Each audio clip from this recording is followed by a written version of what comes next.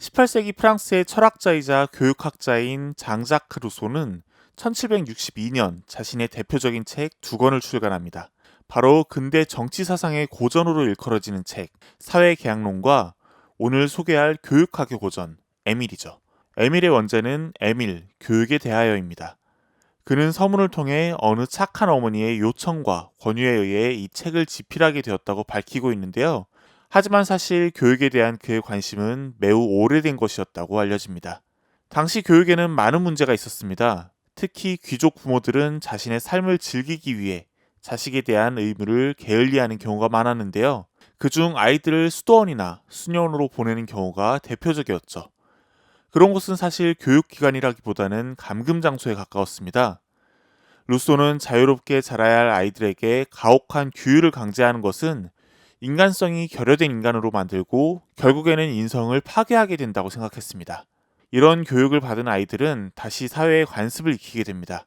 즉, 어린 시절에는 아이로 살지 못하고 청년 시절에는 청년으로 살지 못하게 되는 거죠. 이는 결국 자신에게서 이탈하는 교육, 진정한 얼굴에 가면을 씌우는 교육에 불과합니다. 그렇다면 루소는 이 문제를 어떻게 해결해야 한다고 보았을까요? 그의 처방은 분명합니다. 아이를 아이답게 클 수 있게 하는 것이 그것이죠. 루소에 따르면 아이에게는 자연이 부여한 발달 순서가 있고 각 시기에 적합한 교육을 받아야 합니다. 루소에 따르면 아이에게는 전적으로 육체만 발육하는 시기와 감관이 발달하는 시기, 지적인 능력이 눈을 뜨는 시기, 이성과 감수성이 생겨나는 시기, 도덕적인 감정이 이해되어야 하는 시기 등 각 시기에 개발되고 발달되어야 할 고유의 능력이 있습니다.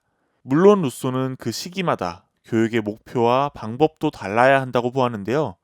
그러한 능력들이 순서에 따라 개발되지 않을 경우 오히려 교육이 아이에게 역기능으로 작용해 성장을 방해하며 결국 심성을 파괴하고 만다고 생각했죠.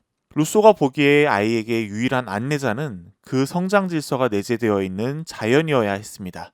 더불어 만약 아이를 가르치는 교육자가 꼭 필요하다면 그는 자연의 대리인 이상이어서는 안 되죠. 자연의 대리인 역할을 맡은 교육자는 아이가 자연에서 벗어나지 않도록 아이를 보호해 주어야 합니다.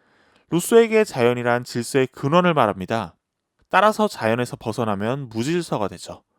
만물은 자연의 질서에 따라 존재해야 합니다.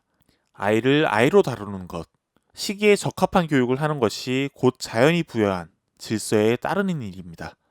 우리가 해야 할 일은 질서를 사랑하는 타고난 선함을 유지하여 자연의 질서를 따르는 일입니다.